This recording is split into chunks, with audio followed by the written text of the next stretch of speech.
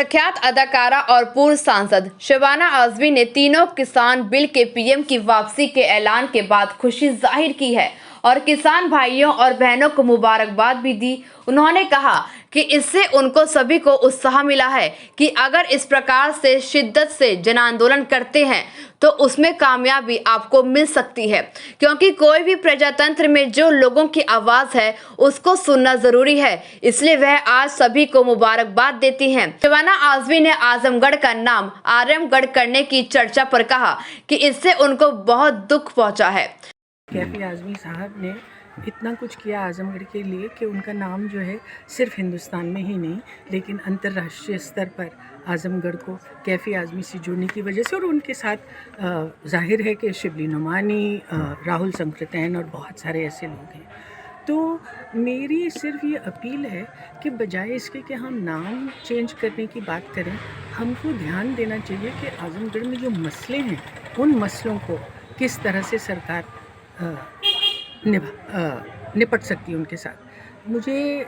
आजकल जब मैं घूमती हूँ तो मैं देखती हूँ कि बहुत ज़्यादा बेरोज़गारी है और जो युवा वर्ग है वो बहुत ही मायूस है, क्योंकि उन्होंने खूब पढ़ाई की हुई है, उन्होंने अच्छे नंबरों से पास हुए हैं लेकिन उनको नौकरी कहीं भी नहीं मिल रही। तो बजाय इसके कि हम नाम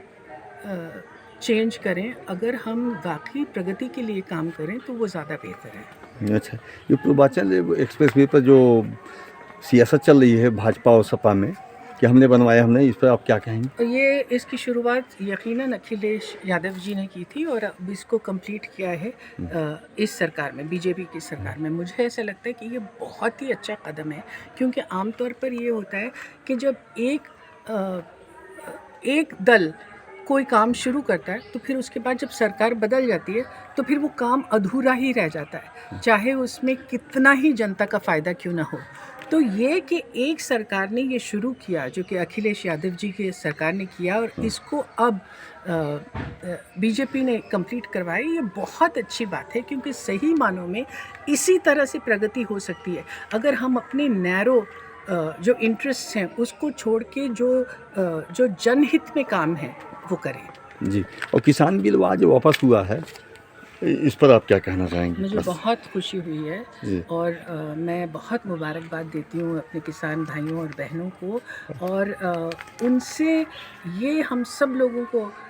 उत्साह मिला है कि देखिए, अगर आप पूरी तरह से और शिद्दत से इस तरह से जन आंदोलन करें तो आप कामयाब हो सकते हैं, क्योंकि कोई भी प्रजातंत्र में जो लोगों की आवाज़ है वो सुनना ज़रूरी है, और इसलिए मैं उनको बहुत मुबारकबाद देती हूँ।